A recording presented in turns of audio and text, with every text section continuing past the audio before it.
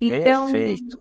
Estamos eu aí. estava recapitulando aqui. Primeiro tivemos a live um sobre a visão dos pais, dando uma base afetiva para os filhos, dizendo que estão juntos com os filhos nesse processo de estudo, vendo o estudo como um caminho formativo importante, tanto para o caráter do filho, para a aquisição de virtudes, como para o desenvolvimento pessoal em geral. Essa foi a nossa live 1. Para isso, a gente tem que tirar alguns obstáculos, vencer algumas barreiras, primeiro de visão, de mundo, nossa.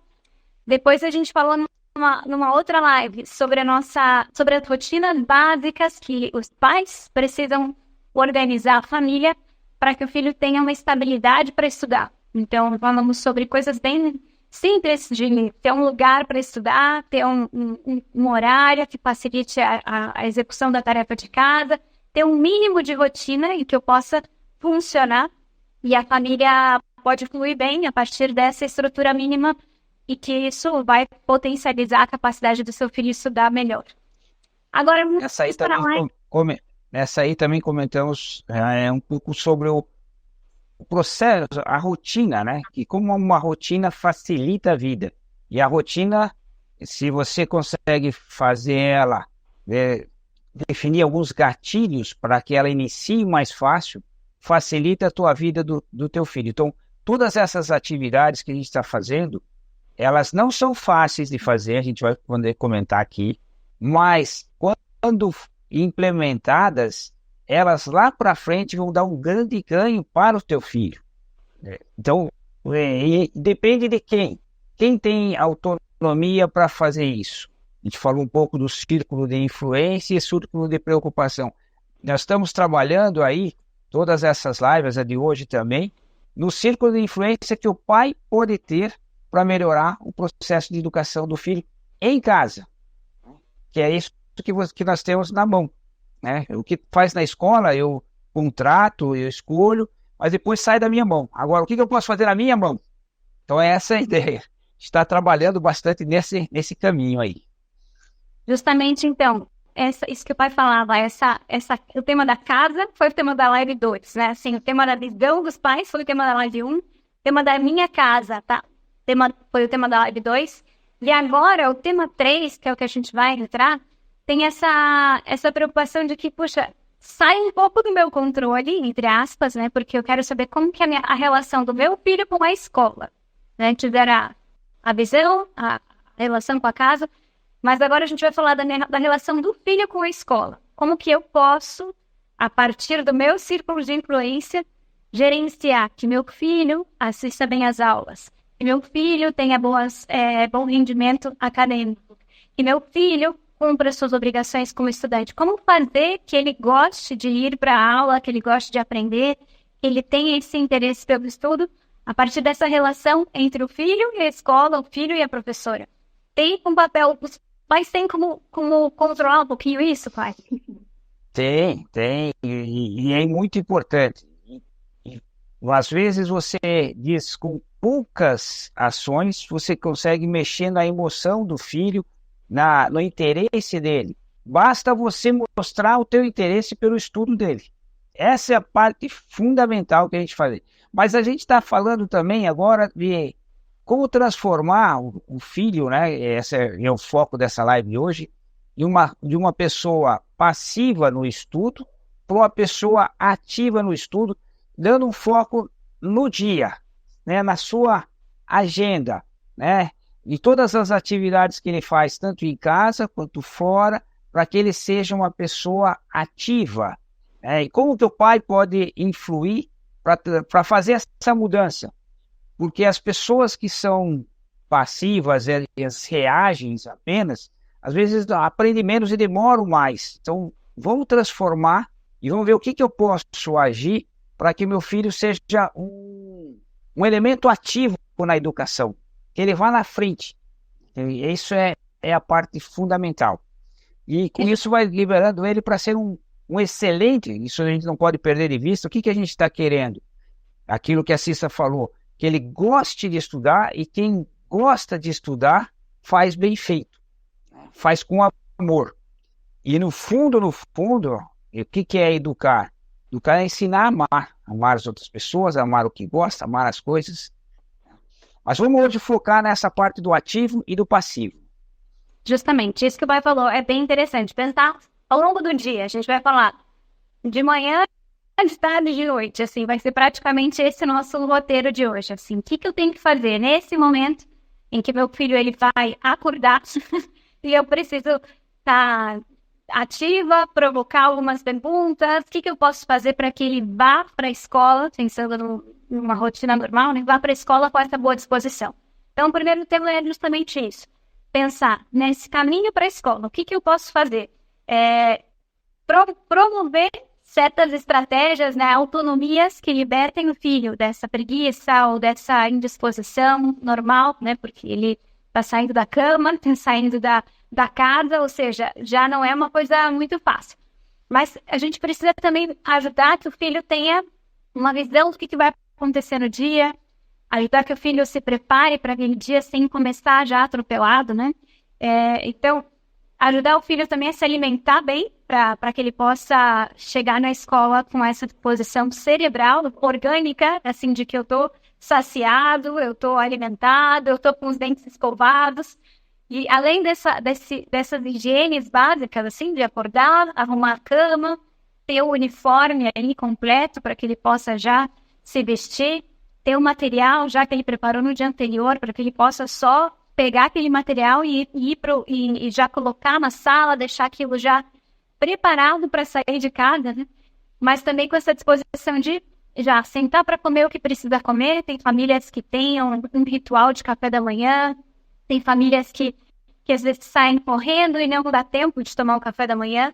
Vai depender muito da logística de cada família, mas enquanto pai e mãe, é interessante saber isso, que o café da manhã é uma das principais refeições, ajuda muito a que seu filho chegue com o cérebro disposto, a que ele já tenha comido alguma coisa. Então, se ele já tem algumas proteínas ali, se ele já tomou pelo menos um leite com café, um pão com manteiga, uns sucrilhos ou alguma fruta, melhor ainda, né? Então, vai depender um pouquinho de como cada família se organiza, mas pense, pai e mãe, que está aqui com a gente. O café da manhã é importante. Muitas vezes teu filho vai insistir para que, deixa assim mesmo, dá igual, a gente está com pressa. Acordar ele 10 minutos antes, 15 minutos antes, para que ele possa comer e sair depois de comer é importantíssimo, não é, pai? É fundamental. Eu tive sempre uma briga aqui com o último caçula aqui, que ele falava, não, eu levo um lanche, eu como tal, mas aí ele se alimentava, então ele ficava muito tempo sem comer, e isso dificulta a atenção dele na aula. Ele tem outras preocupações, vai chegando a hora do almoço, ele vai estar pensando na fome dele, vai pensando em outras coisas. Então, uma boa refeição é fundamental. Digo que é fácil fazer isso? Não, não é fácil. Nada que a gente fala é fácil, mas é acessível, é acessível. Então, você tem uma outra rotina que a gente viu alguns casais fazendo e é muito bacana, é quando você, no dia, né, ali no café da manhã, tem uma rotina de diminuir as expectativas das crianças ao longo do dia. Porque elas entram na rotina cada vez mais fácil, principalmente as pequenas. E quando a gente tem uma saída na casa da avó, um aniversário, alguma coisa, então é a hora de acertar a agenda, de verificar as coisas, né, de olhar a agenda, né, olhar também, tem que entregar algum trabalho, vocês estão levando as coisas corretas. Então, quando o pai começa a dizer as coisas que ele vai fazer naquele dia e para as crianças, diminuindo, já acertando as expectativas, também ajuda as crianças a mais ou menos também olharem a sua agenda e também se organizarem. Então, o que a gente queria dizer é que nesse primeiro momento do dia é um momento fundamental. Às vezes a gente encontra pessoas que estão saindo, né, no elevador, assim, você vê o pai saindo, o filho emburrado e parece que quase com sono e querendo... Ele não chegou a acordar. Então, essas ações do café da manhã, a leitura, a conversa em conjunto ali, ajuda a dizer para ele, opa, acordamos e vamos para a aula. Finalidade, assistir bem a aula. Para isso, estar alimentado, uma boa noite de sono e aí vamos para a aula. O pai falou aqui dessas conversas, assim, de diminuir as expectativas. É interessante, uma pessoa que conversava com a gente dizia isso, que na família todos ajudavam a preparar a mesa do café, e essa primeira refeição dava uma paz, porque uma queria saber, é hoje que a gente vai para natação ou é amanhã? É hoje que é o primeiro dia do balé ou não sei quando? Então, é o momento em que a gente vai falar, olha, é hoje que isso vai acontecer, não, hoje a gente vai chegar cedo, hoje a gente tem esse compromisso, ajudar que as pessoas saibam o que vai acontecer no dia de hoje. Então, hoje a gente vai chegar, fazer isso, a gente vai depois tem da natação, a gente tem esse tempo de estudos, depois a gente pode até ver aqui essa outra atividade junto, depois a gente vai ajudar que o filho tenha o dia todo ali, o roteiro do dia no café da manhã, ajuda muito, né? E eu gostei, pai, conta isso aqui, né, no café da manhã, de comer, e eu penso nos nossos 9 filhos lá, pai, né? Então,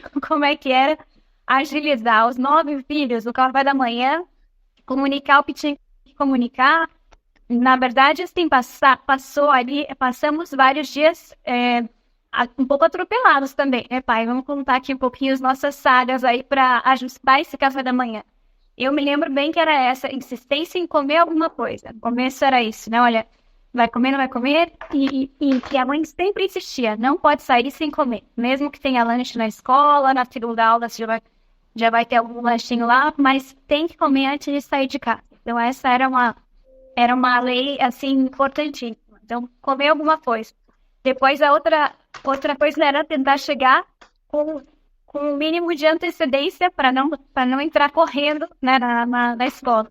E isso foi uma luta por muitos anos na família Kloster, né, pai? A gente costuma contar na nossa saga para chegar com pontualidade, porque naquela época eram como 6 pessoas que tinham que estar no carro exatamente na hora certa.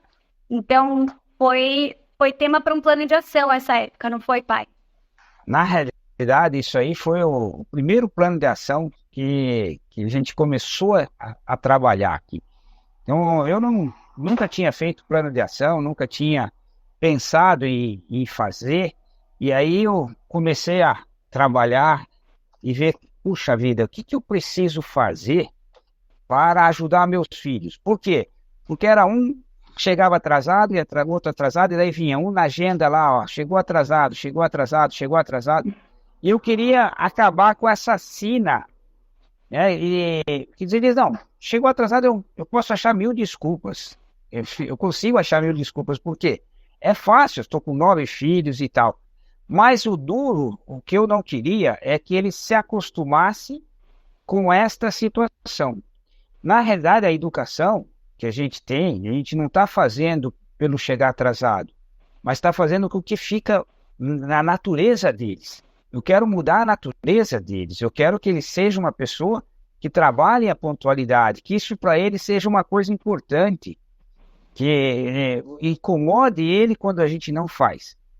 Mas a gente não tinha situação, daí eu tentei arrumar algumas coisas de manhã, e não deu certo. Foi a primeira vez que a gente fez um jogo, que a gente tentou organizar. E aí começamos a fazer foi a primeira vez que eu coloquei um plano de ação e falei, olha, quem arrumar aqui o uniforme, coloca aqui e vamos ver se vai... Vamos colocando. Aí eles começaram a competir entre eles. Era um liga-pontos. Era um liga-pontos, daí eles começaram a competir entre eles. Isso ficou ruim, né, no sentido assim, porque um ia lá pegar a meia, em vez de ele pegar a meia para os irmãos, né, que ensinaria a ser generoso, ele pegava só a dele, porque o outro, se o outro não arrumasse, ele perdia ponto. Então, não foi legal. Foi aí que eu entendi, e aí que a gente começou nesse nosso projeto aqui, de que a união, todos esses processos de plano de ação, esses planos que a gente faz, não devem levar a uma competição da família, mas deve levar a uma união da família. E aí eu mudei, falei, olha, isso foi, estamos brincando aí, foram 6 meses quando a gente percebeu que o negócio não dava certo.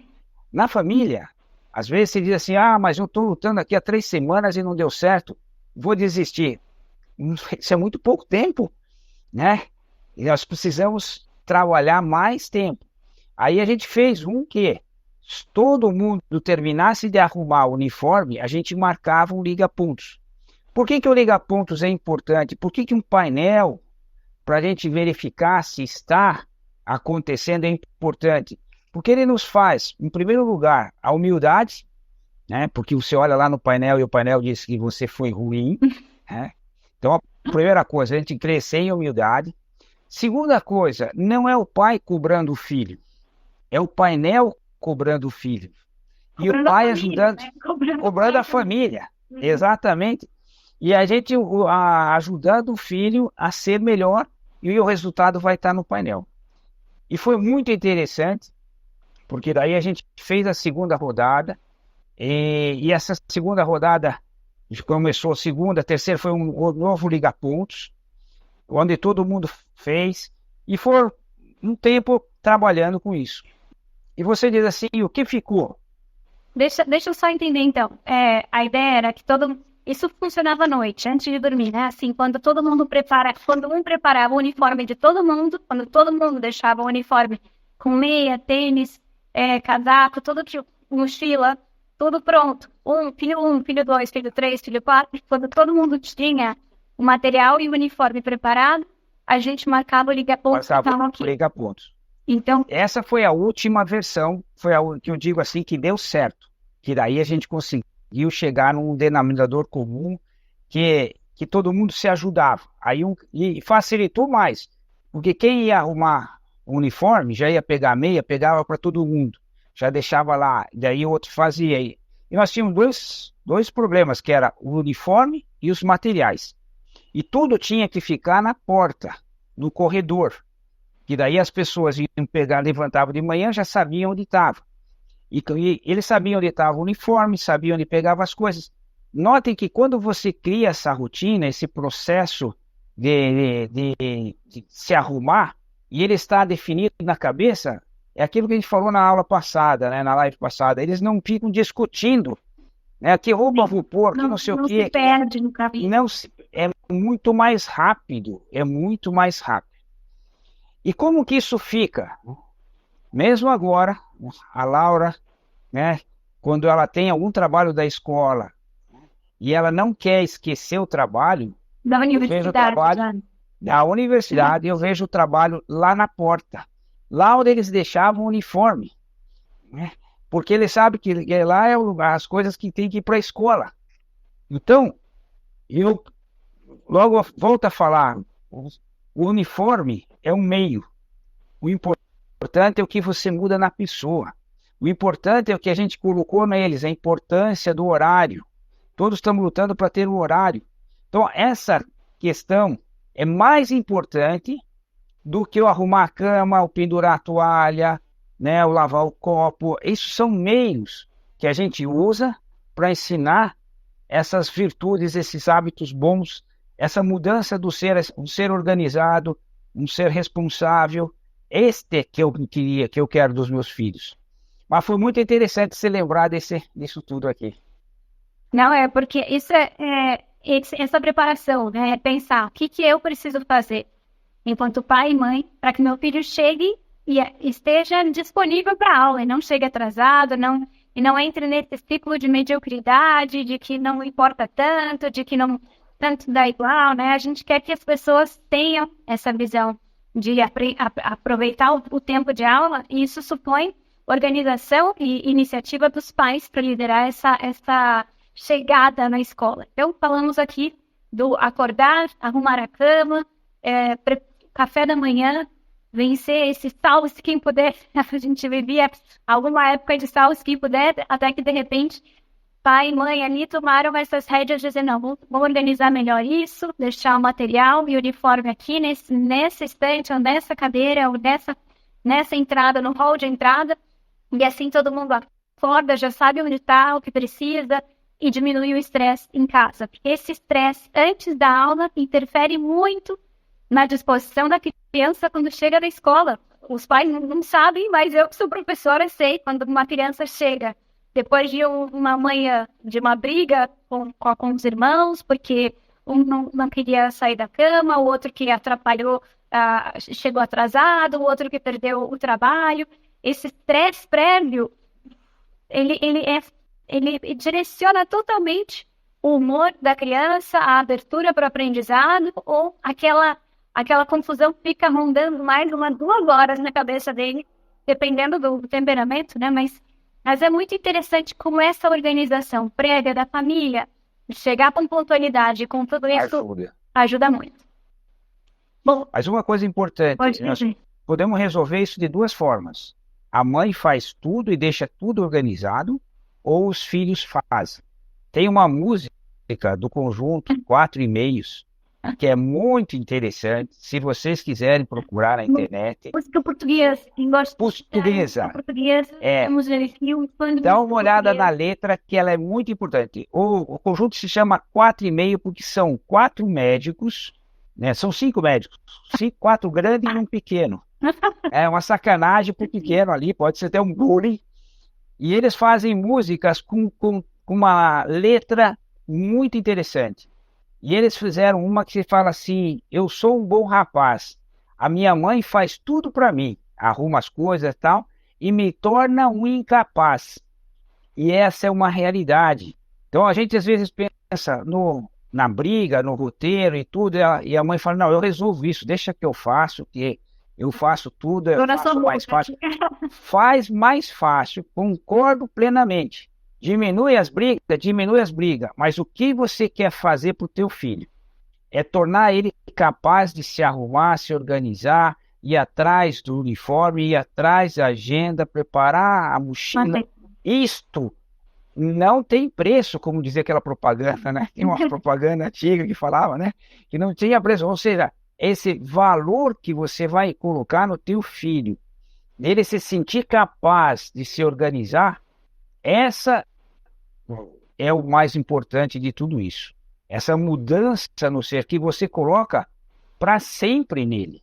Você mudou a maneira dele pensar. E educar é isso. Educar não é só resolver o problema da manhã, né, que a gente está falando aqui. Resolvemos o problema da manhã com uma empregada, resolvemos o problema disso da mãe, com a mãe arrumando. Mas qual é a nossa finalidade? Que filho eu quero fazer, né, daqui 18 anos?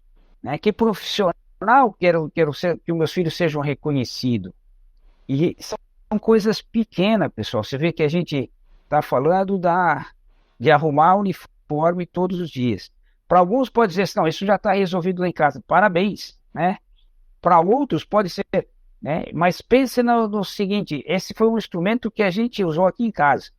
Talvez você precisa ver uma outra virtude, um outro hábito para o teu filho, e trabalhe com essa ideia, né?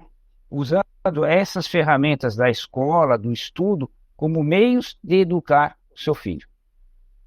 Exatamente essa ideia de que do ser, né? Eu vejo aqui como a gente foi treinado de manhã cedo para sair e rápido e sem atrapalhar os que estavam dormindo, porque tinham sempre alguns que dormiam porque tinham aula de tarde, né?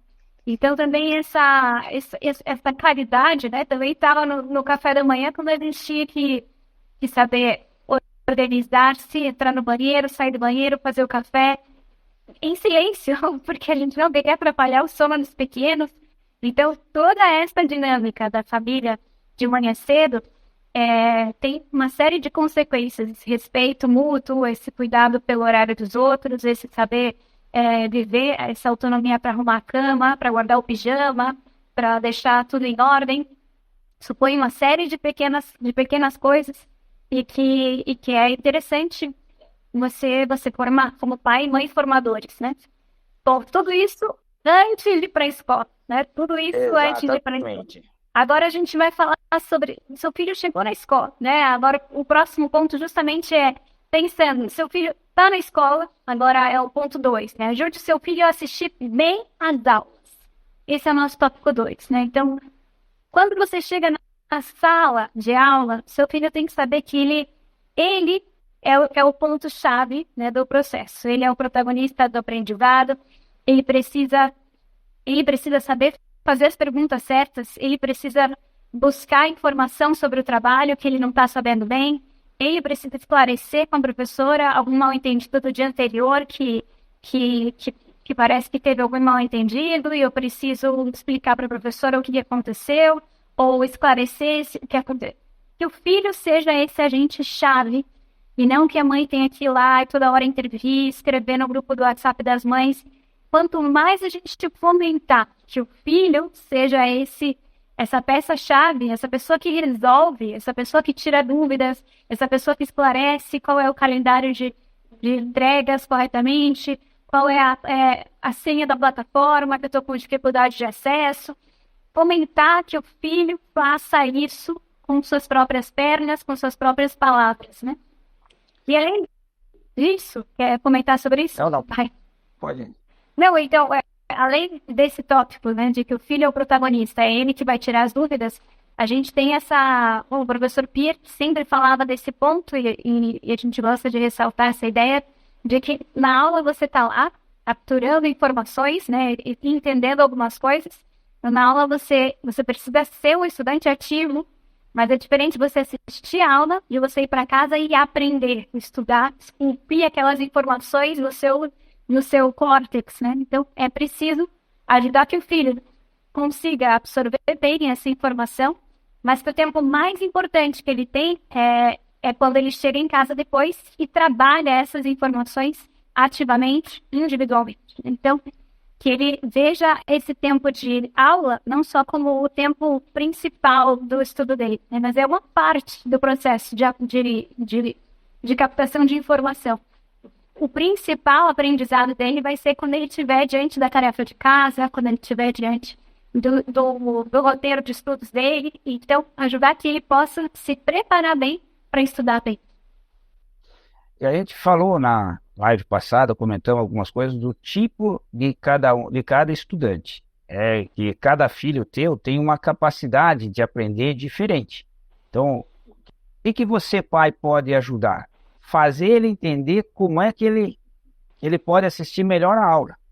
Se ele é um cara que precisa anotar, porque ele precisa fazer algumas coisas, né? Então, fala para ele. Então, filho, tem o caderno, anota, o que você anotou, como é que foi isso? Se você, ele aprende muito bem, né? Fala, olha, se concentre, veja tudo. Então, ele é mais sinestésico, você procure fazer uma pergunta, né? Procure fazer uma pergunta. E se ele tem um temperamento que, né, isso dificulta, dá força para ele, pergunta, você vai conseguir, faz ele trabalhar. Ou seja, a gente tem que entender como que cada filho ele pode assistir melhor as aulas. E isso é o diálogo que você faz no indo para a escola e voltando da escola. Então, é muito importante essas duas, ida na escola e voltando da escola, só ficar ouvindo rádio, um de um lado, outro de outro, tem que aproveitar esse caminho para interagir muito, conversar com ele, perguntar, né? Vamos pensar agora na volta da escola.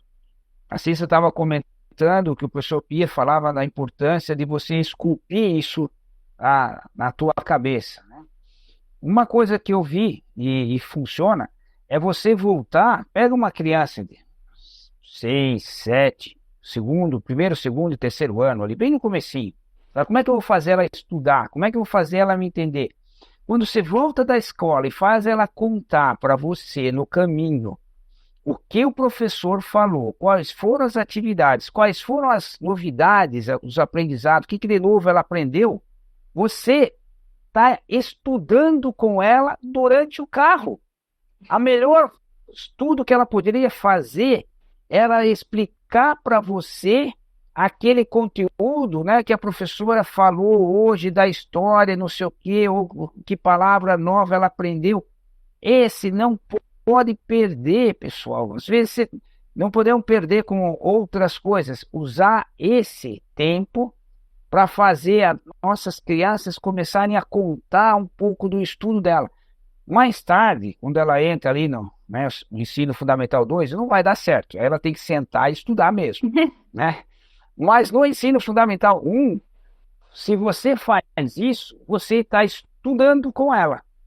Você está estudando e você ajudando com as suas perguntas a ela a consolidar o aprendizado que ela teve naquele dia, ou a experiência que ela viveu naquele dia, né? Porque às vezes o primeiro ano são as experiências, ela fez isso, falou das palavras, falou do adjetivo, falou de não sei o quê, e aí você fala, nossa, que legal, viu? Você colocou a emoção que ela precisava, e ela contar uma coisa que ela sabe para o meu pai, nossa, isso aí é maravilhoso, e isso faz ela gravar, você está estudando.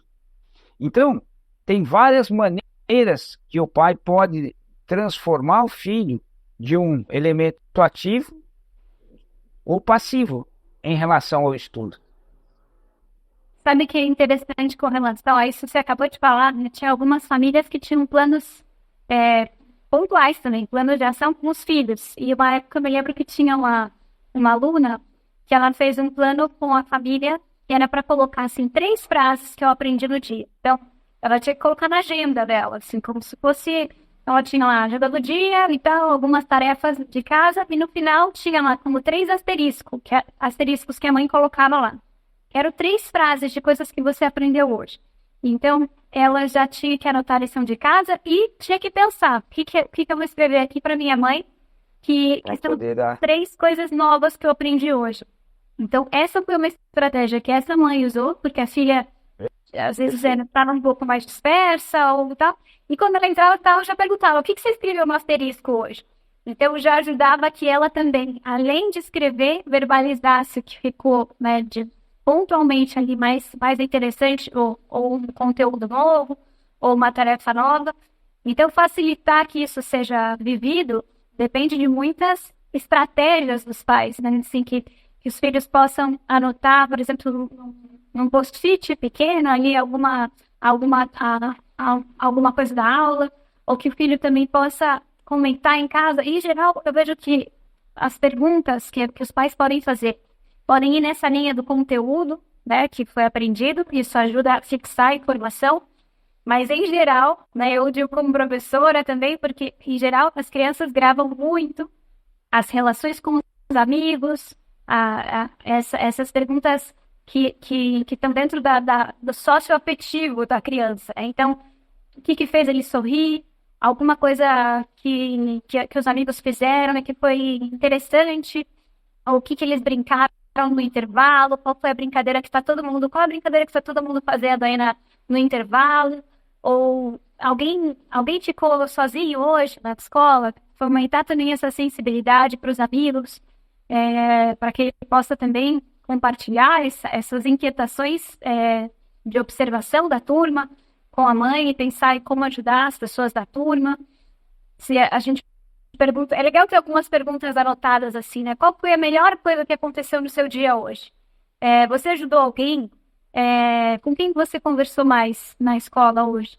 E aí o filho vai contar de como estão as relações dele com os colegas, a relação dele com a professora, também é interessante, né? A gente pode perguntar, que pessoa te inspirou mais hoje? Você conversou além da sua professora, com qual adulto mais você reparou que tinha alguma coisa legal, que fez alguma brincadeira, algum jogo que te chamou a atenção?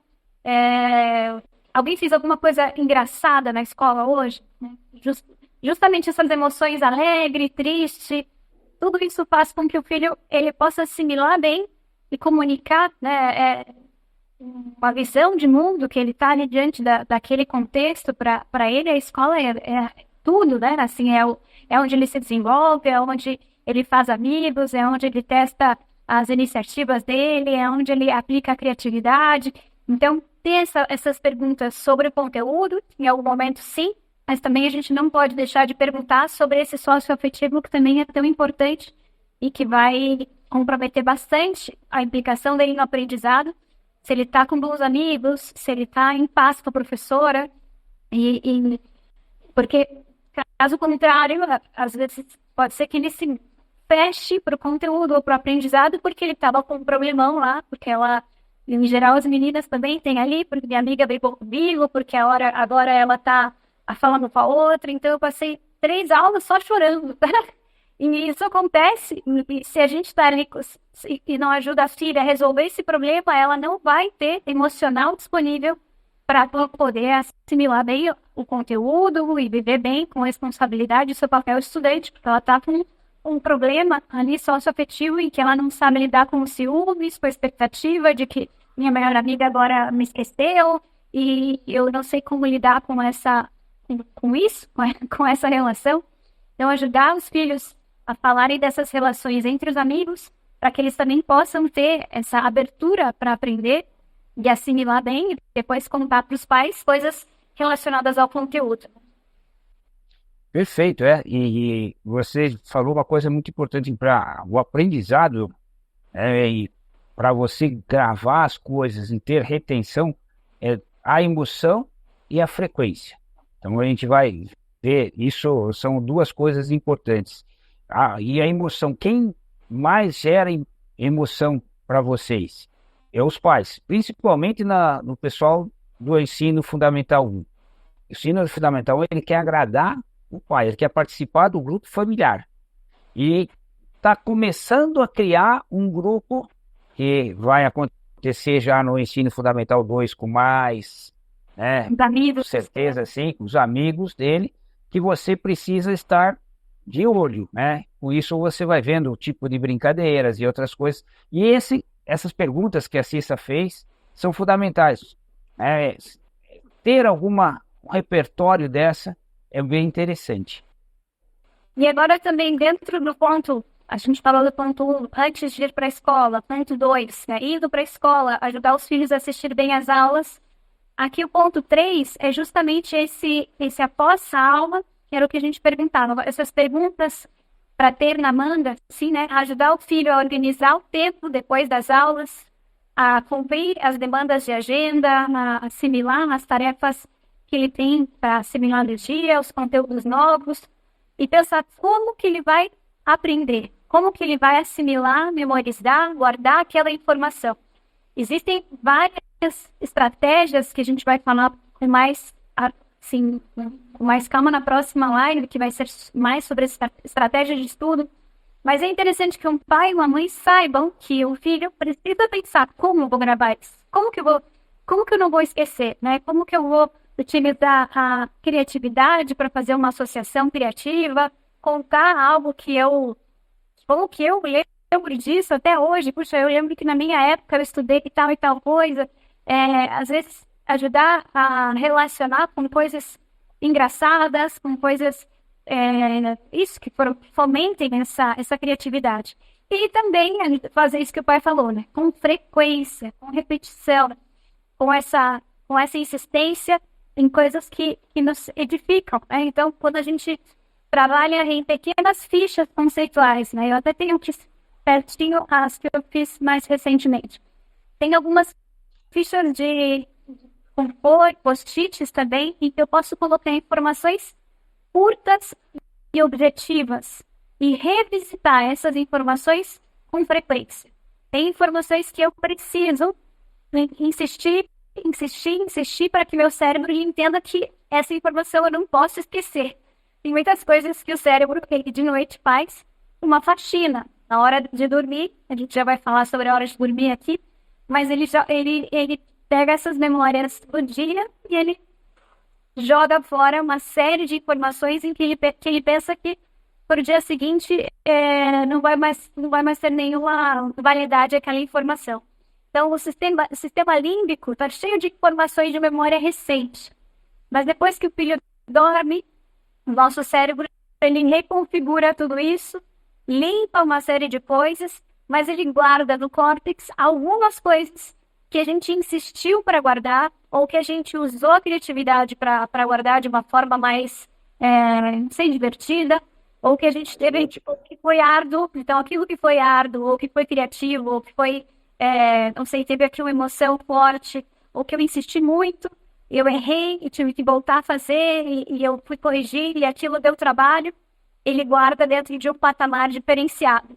Então, se vocês estão em casa, aí, pais e mães, né, tem uma estratégia que eu ensinava muito para várias famílias, é ajudar os pais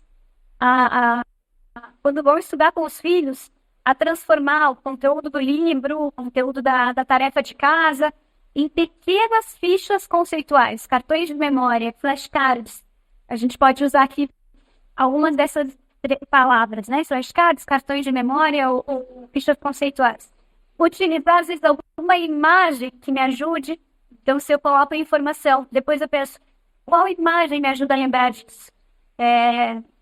Dá para dar alguns exemplos aqui. Eu lembro que eu estudava com a Laura ou com a Júlia. Eu lembro que a gente fez aqui isso com a Júlia, quando ela era pequena, ainda no ensino médio, eu tinha que guardar características do tecido conjuntivo.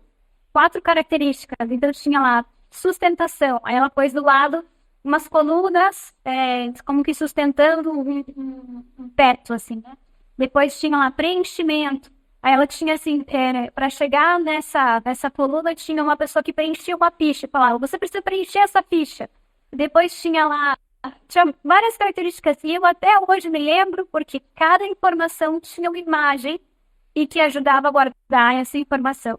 Então, biologia, a gente fazia várias dessas fichas conceituais, né? Ciências, no caso, para os mais pequenos, né? Vai ajudar a pensar, como que eu vou lembrar dessa informação?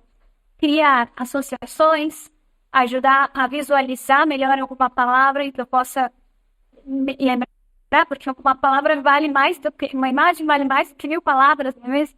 Então, ter imagens que facilitem essa associação e depois verificar essa ficha várias vezes. Deixar essa ficha dentro de uma pasta e verificar antes de dormir, ou levar para o carro, pedir para o filho reler essas fichas dentro do carro. Tinha gente que deixava essa pastinha dentro do carro, porque no trajeto de ir e vir da escola, ele fazia como um jogo de perguntas e respostas a partir dessas fichas conceituais, fomentar essa utilização de cartões de memória. E não só por fazer, porque só fazer já nos ajuda, mas depois treinar essas fichas, e isso ajuda muito, tanto para vocabulário. Eu fazia muito isso com vocabulário também. Outro exemplo que a gente fazia era palavras que a gente errava muito, que a criança errava muito. Então, eu lembro que ela errava, tinha uma criança que errava a palavra visita, por exemplo. Não sabia se era com S ou com Z. Soa parecido, né? Então, ela escreveu visita. Então, ela pensou assim, a visita quando chega, ela fica de pé na porta ou ela senta no sofá? Então, ela pôs o S, né, de sofá. A visita senta no sofá. Então, ela utilizou uma associação. A visita senta no sofá. Mas, por exemplo, a palavra... qual era a palavra? Bom, tem várias palavras que a gente colocava assim como...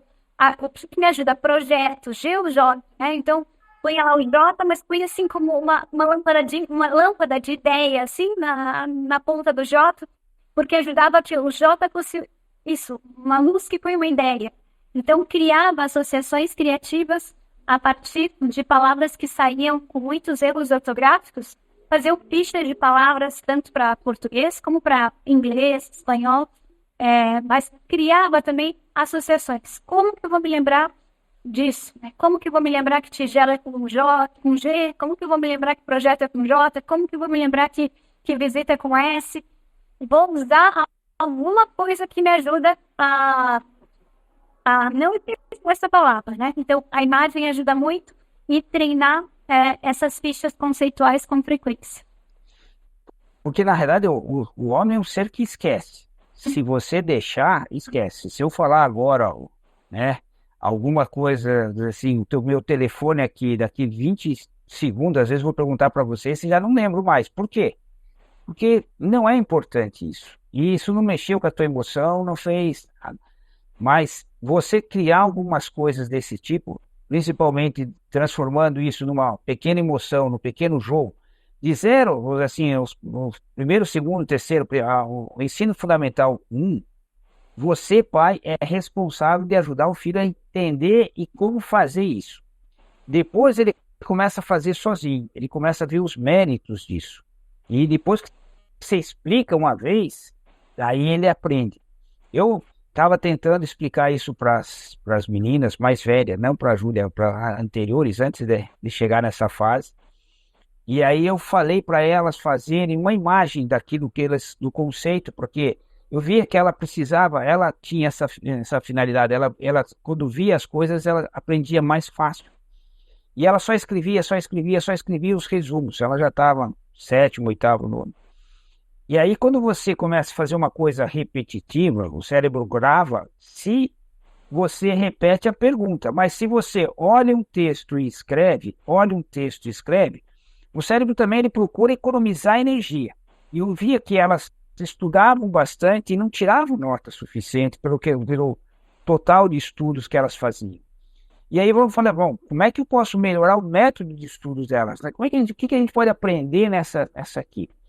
E olhando esse método de fazer desenhos, eu lembro que eu queria convencer uma delas, a Bia, e aí falei, então Bia, escreve aqui o texto. Ela fez um resumo do que era a Constituição, que eram assim umas 5 linhas, e aí eu tampei.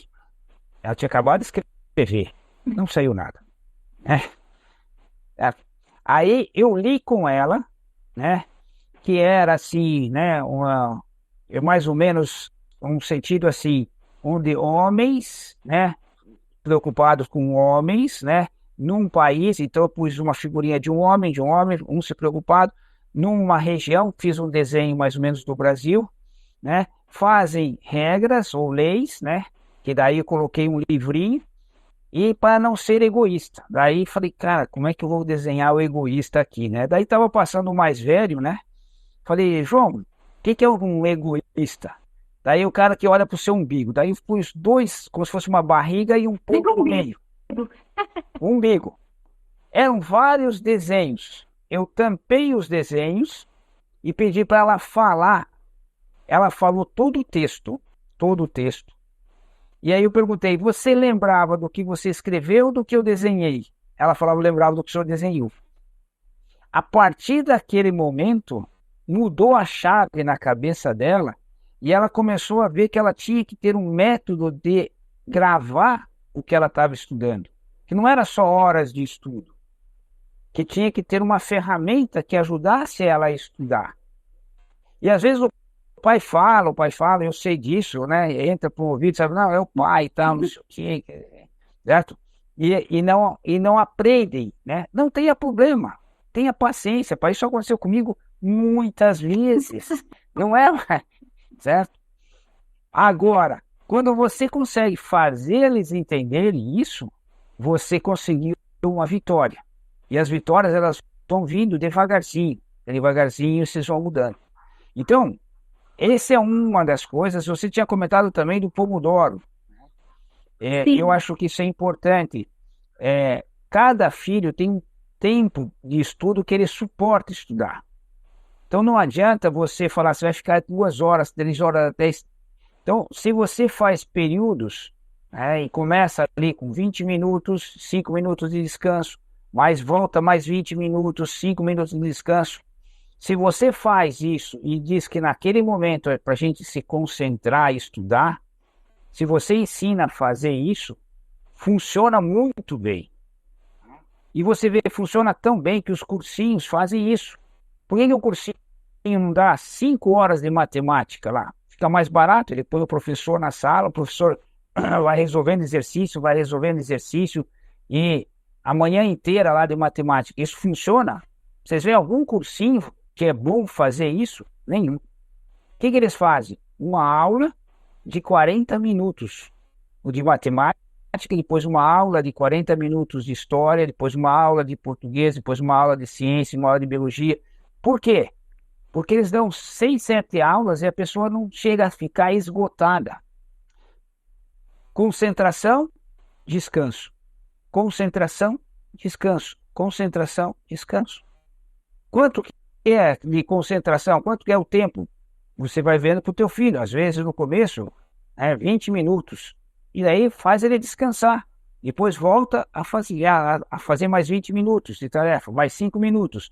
Você pode pôr um relógio, pode pôr alguma coisa. E ensina ele a trabalhar com o cérebro corretamente, que não deixar o cérebro estressado, porque depois de um certo tempo você já nem está mais estudando, você já está ali, né, passando o tempo, não rende mais. Então você faz ele render, você faz ele aprender a começar e parar, que você vai treinando a vontade dele, né, que daí quando você para ele não vai querer começar de novo, mas daí você volta a fazer. Então você faz com que ele vai treinando a vontade. de começar e parar, e aí faz aquele período. Então são coisas que, duas ferramentas que a gente está dando aí, em que vocês pais têm que ser ativos no começo. Depois que você coloca isso, aí a filha, o filho vão por conta.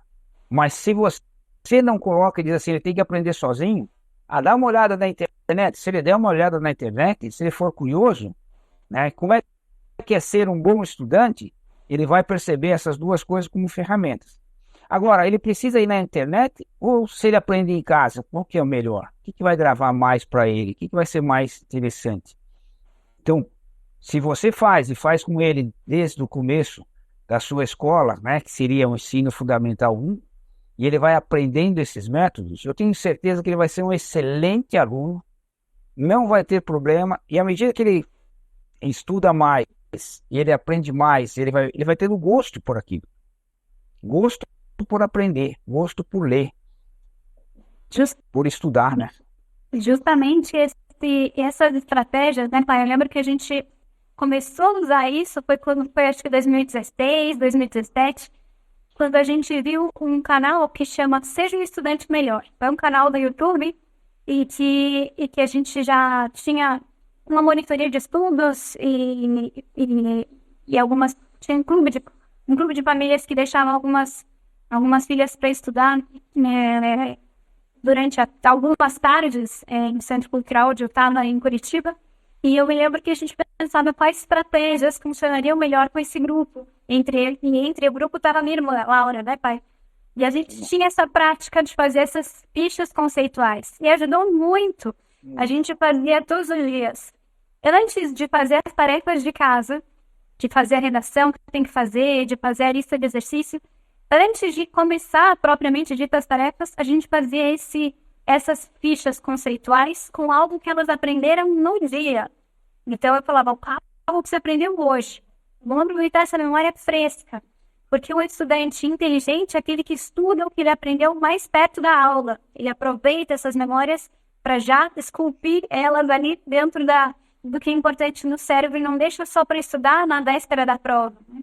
Então eu fazia com que elas estudassem ali e fizessem essas fichas conceituais com desenhos e tudo isso, já na hora antes de começar o estudo. Então, para começar a estudar, tinham que primeiro fazer essas 3 fichas conceituais. Depois a gente fazia um jogo de perguntas e respostas a partir daquilo. Essa era a primeira meia hora de estudo, era sempre com algo recente, e que elas também aprendiam umas com as outras. E digo elas porque eram 4 amigas que faziam esse projeto, estudavam todas as tardes juntas. E isso ajudava muito também, porque uma via como a outra estudava e funcionava bem. E depois que a gente fazia essas perguntas e respostas curtas e rápidas sobre coisas do dia, aí sim elas iam depois organizar o tempo de estudo para a sequência. Então a gente falava, olha, vou pôr aqui um cronômetro 50 minutos. Depois a gente vai fazer um intervalo para tomar uma água, para comer uma maçã, para descer ali no jardim um pouco e tal. Então, o cérebro sabia que esses 50 minutos ia ser de foco total e que depois eu ia ter 5 minutos para descansar e depois terminar tudo que faltava ali em mais meia hora, que era o que tinha. Então, ia ser esse sprint inicial e depois uma outra meia hora. E aí a gente tinha que organizar o que dava para fazer naquele tempo. E essa noção de perguntar o que eu faço em 50 minutos? Será que eu consigo chegar até a página 17? Será que eu consigo terminar essa redação ou fazer essa lista de exercícios de matemática nesse tempo? E eu vou aprendendo a lidar com o meu tempo e também tentar fazer aquilo com mais concentração. Então, o Pomodoro é essa estratégia que a gente começou a pôr em prática, de colocar um tempo de estudos e avisar o cérebro que vai ter um tempo de intervalo e que eu não preciso ficar desesperada porque eu vou ter 2 horas ou 4 horas seguidas de um empenho desproporcional. Eu vou ter meia hora, intervalo, 50 minutos, intervalo, e 30 minutos, e vou para aqui. Depois eu saio, mudo o foco, vou para casa, muda a atividade, né? Então, a gente viu 2 estratégias importantes. Uma que é os cartões de memória, que pode ser um grande jogo divertido, que você pode fazer. E se esses cartões de memória são com essas memórias do dia, é fundamental. Porque aqui, nós temos um conceito muito importante, né? Matéria dada, matéria estudada, que o professor Pierre falava, que você tem que ter isso tudo ao longo do dia, se você consegue fazer isso. Eu tenho um caso da Bia também, que foi a mesma que do desenho lá e eu falava muito para isso da Constituição. Eu falava para ela, estuda a matéria do dia. E ela falou, não, eu estudo para a prova, eu estudo para a prova. Como esse negócio de estudar para prova? Eu tenho que estudar para a prova. E eu falava para ela que é errado. Ela falava que eu era o único pai que não mandava estudar para a prova, né? Que todo mundo fala para estudar para a prova. E é errado estudar para a prova, né? A gente estuda para a prova quando a gente não fez a tarefa do dia. E eu achei interessante porque ela pegou já no ensino médio, e teve uma disciplina que ela começou a fazer isso, estudar a matéria que era dada no dia, ela fazia um pequeno resumo, e ela falou, eu vou obedecer. Mas ela não me contou o que ela estava fazendo, ela sempre foi, né, querendo, assim, não vou fazer, acho que não vai dar certo, né, tal. E ela fez sem me contar, e fez. E, na realidade, a professora fez uma prova surpresa, né, uns 30 dias depois que ela entrou nesse ritmo. E ela foi muito bem. E ela chegou muito feliz em casa. E ela falou, pai, tem uma coisa que eu tenho que contar para você. Olha, o senhor falava para estudar, eu não acreditava e tal. Mas eu falei assim, eu vou ser uma menina boazinha e vou obedecer meu pai nesse negócio. Ela era uma matéria que ela também gostava e ela começou a estudar todos os dias aquela matéria. E veio a prova e ela foi muito bem. Ela falou, pai, eu não precisei estudar para a prova. As coisas estavam na minha cabeça fresca. Então, a gente tem que acreditar que essa é a melhor maneira. O estudar para a prova dá resultado? Dá resultado. Dá resultado para você tirar boas notas. Mas a gente estuda para tirar boas notas ou para aprender o conceito? Aí você fala, não, Ney, tirar boas notas é fundamental, senão ele não passa, né? Sim, mas se ele aprende o conceito, ele passa do mesmo jeito. E depois, no ano que vem, ele não precisa estudar de novo, porque o cara que estuda para a prova chega de noite. O cérebro, ele pega tudo que você tem, aquilo que a ciência estava falando, e ele tem esse sistema límbico que é as informações recentes que vem.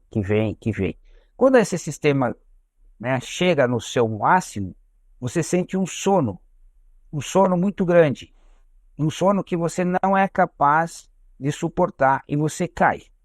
Chega uma hora que você cai de sono. Por quê? Porque o cérebro precisa fazer a sua higiene. Ele precisa limpar a casa. E ele vai limpar esse sistema límbico.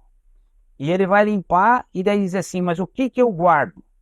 Eu guardo tudo aquilo que me deu muita emoção, o que mexeu com a minha emoção, que isso está ligado um pouco com a nossa natureza, com as nossas tendências, né, o que pode me salvar a vida.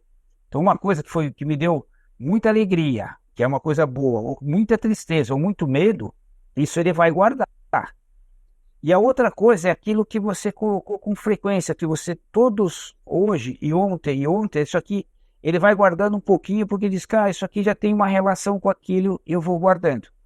Por isso, o estudar todos os dias, um pouquinho, a Cissa falava isso na live passada, é uma grande informação para o cérebro fazer essa limpeza e dizer, isso aqui é importante, eu vou guardar. E a outra que a gente falou é o jogo, a emoção, é contar para o pai, também ele vai guardar essas duas coisas. Você lembra da piada que o professor fez na aula? E às vezes até hoje você diz assim, eu lembro daquela piada, porque guardou, porque mexeu com a tua emoção. Então faça do estudo uma coisa divertida, não uma briga com os filhos, nada. Então faça isso. E faça eles vão ter que dormir. Então quando você diz assim que estudar para a prova ele é bom porque você enche o sistema límbico de manhã, então não tem mais nada, ele vai lá, faz a prova, e o que o cérebro faz com toda aquela coisa de noite? Esquece. Joga fora. E aí você tem que daqui um ano ter que rever aquele matéria de novo, se não sabia direito. Então, não faça os filhos entrarem nessa rotina de estudar para a prova, mas estudar todos os dias. É uma mudança de cultura. Lá na Finlândia, eles têm muito costume de ter aulas de manhã e à tarde é estudo na escola. fazem tarefa, eles fazem os estudos, eles estudam. E eles têm, dentro do PISA, uma das melhores notas. Porque eles são mais inteligentes, o cérebro deles é maior, as coisas? Não, porque o sistema de aula e estudo deles é mais eficaz. Essa é a ideia deles. Mas você pode replicar o que o estudante lá da Finlândia faz aqui na tua casa? Pode. E você pode ter estudantes que vão ter um bom resultado, né, de aprendizado? Pode. E é essas coisas que a gente está falando com vocês aqui. São pequenas coisas que a gente está fazendo. Ao longo do dia a gente viu lá desde preparar um café da manhã bom, a cabeça deles, né? O caminho da escola e a volta da escola, ser muito comunicativo com ele, trazer informações, falar para ele a ser ativo, marcar, ler, fazer, não ficar esperando a professora, e esse estudo no final do dia aqui, para que ele aprenda a matéria do dia e não deixe jogar fora a memória recente, né? Então, as coisas que os pais podem fazer para transformar o filho de um estudante passivo, que estuda para a prova, né, só reage quando tem um estudante ativo, que estuda todos os dias. Exatamente esses pontos, né, pai? A gente falou aqui do dia, culminam nisso do pai falou aqui super importante do sono, né? Que é o ponto 4, justamente, que é a relação com o sono essa relação do estudo com o sono. É importante que a gente saiba que ele só vai assimilar isso, guardar ter essa informação no córtex, se ele faz isso bem feito e se ele dorme o suficiente, né, pai? Então, Exato. Se a gente que está aqui é um pai consciente de que o estudo é importante, de que o aprendizado ele só vai acontecer se na hora que o filho dorme, ele vai limpar as informações necessárias, vai assimilar as informações estudadas, esculpidas, as que deram trabalho, as que foram divertidas e as que ele batalhou para gravar. Então, um pai consciente desse processo sabe a importância de dormir bem. Então, eu lembro que o pai falava pra gente, olha, dormir ajuda a crescer, né? Sempre tinha isso, né? O pessoal falava isso, olha, você quer crescer? E eu que sou pequenininha, eu falava, eu preciso dormir, porque eu preciso crescer. Mas não só o cérebro, não só dormir bem ajuda não só a crescer bastante, mas também ajuda a aprender bastante, porque é a hora que o cérebro tem esse momento de organizar as informações. Se a gente deixa o sistema límbico estourado de informações recentes, pouco tempo de sono bem dormido, e vai dormir tarde, acorda muito cedo, acorda cansado, vai para a escola cansado, ele passa depois, se ele vira uma madrugada estudando para uma prova, por exemplo, ele demora mais uns 2 dias para voltar a ter a assimilação normal dele.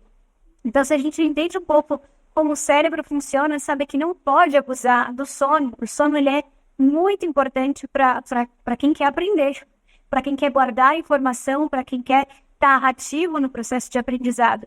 E isso está no controle dos pais. Ver como que está essa qualidade do sono dos filhos. Saber que quando a gente estuda um pouco o cérebro, né, se eu quero, por exemplo, se eu tenho um pneu, né? Então eu falava assim que a aquisição de conhecimento mesmo, ela acontece como se eu fosse uma troca de pneu, né? Então pensa assim, que você tem um pneu que está lá um pouco careca, um pouco gasto, mas é o pneu com a informação atual, por exemplo. Meu professor Pierre explica isso no livro dele sobre o aprendizado. Ele fala que para você aprender, quando você troca o pneu por um novo pneu, é assim, e para você trocar essas informações atuais por novas informações que chegaram já com uma nova configuração e tudo mais, você não pode fazer isso enquanto você está com os olhos abertos, né? Ele fala que não dá para trocar o pneu com o carro em movimento. O carro precisa parar para você desparafusar e trocar o pneu.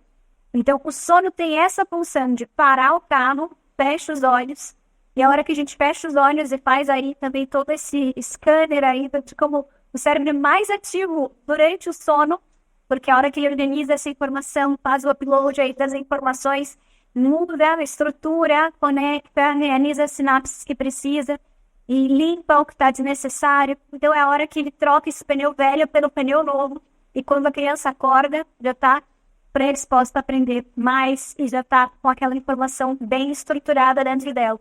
Então, se eu não valorizo o tempo de sono, eu acabo perdendo essa oportunidade, não troco o pneu, fico com as informações velhas, acabo desperdiçando muitas horas de aula e não dá tempo de estudar, não coloco aquilo em dia. Então, o tempo de sono é importantíssimo para quem quer organizar bem a vida do filho para que ele seja, de fato, um excelente estudante. Esse sono que faz essa limpeza se chama REM, né? E movimento dos olhos, né? Uma corrida dos olhos.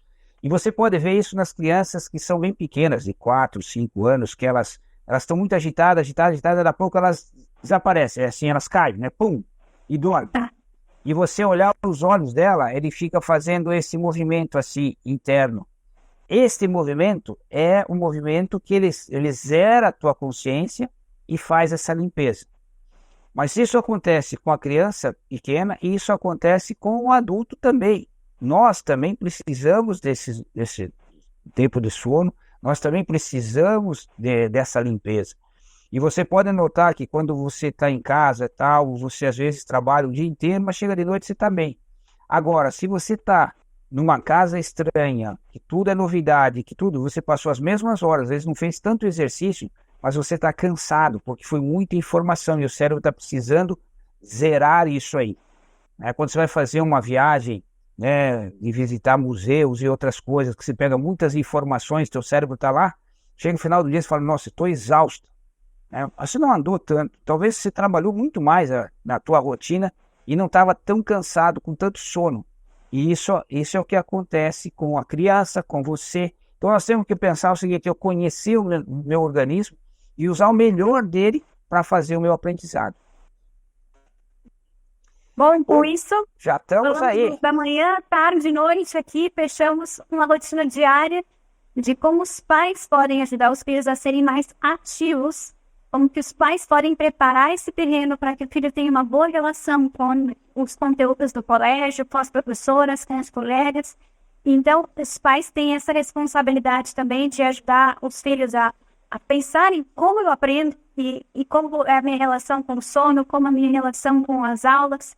E isso supõe uma série de detalhes, né, pai? Que a gente falava desde o uniforme, a comida, o pomodoro, né, que faz essa estratégia de tempo, essa intencionalidade no estudo, são muitas coisas que dá para a gente transformar em pequenos desafios. Então, quem está aqui com a gente sabe que a gente tem um grupo do WhatsApp em que a gente põe ali um pequeno desafio para ser visto em prática nos próximos 2 dias, depois a gente põe outro desafio para a gente também já implementar alguma outra estratégia, e assim a gente vai vivenciando cada vez um pouco para que eu possa melhorar essa circunstância do filho como um bom estudante, né?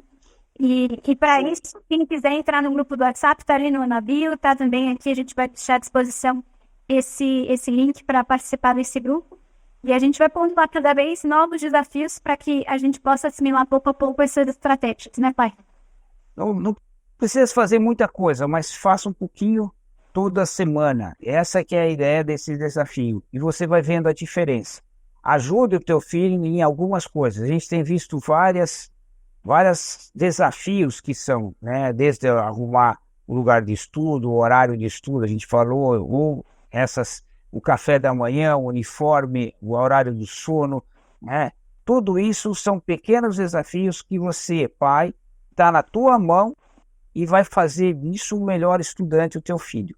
São pequenas coisas aí. E se isso fez sentido para você, ajuda a gente, compartilha essa live, né? Faça isso chegar, comente isso com os amigos, ponha mais gente, né, no grupo lá, para um amigo teu, vamos viver junto o desafio. Nós estamos fazendo o desafio aqui da leitura, né?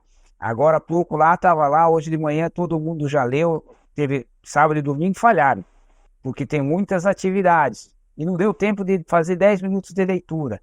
Mas hoje, segunda-feira, eu achei interessante que todo mundo já, antes da live, todo mundo já tinha cumprido a meta. Né? E estavam lá felizes de ter alguma coisa. Transforme esse aprendizado numa coisa lúdica, né? Assim, não é para ninguém sofrer É para a gente ter uma família feliz e os pais manter a paz e a alegria em casa, isso é fundamental. E um pouquinho de desafios para poder ser um pouquinho melhor todos os dias. Perfeito. Bom, que bom falar aqui com vocês, que bom que vocês estão aqui com a gente. Com isso terminamos e na próxima live falaremos das últimas estratégias que também a gente pode implementar para que o seu filho seja um profissional do estudo, que ele seja cada vez mais, a gente está aqui num crescente, né, de uma visão, uma estrutura mínima, agora uma estrutura mais encorpada, assim, né, de uma rotina de um estudante bom e ativo. Aí a próxima live a gente vai falar sobre como ajudar o seu filho a ser um excelente estudante de verdade. Então eu espero vocês lá. Um beijo aqui para voltar aqui com a gente, para Lili e para Eva também. Beijo, abraço. Vocês, Tchau, Até tchau. mais.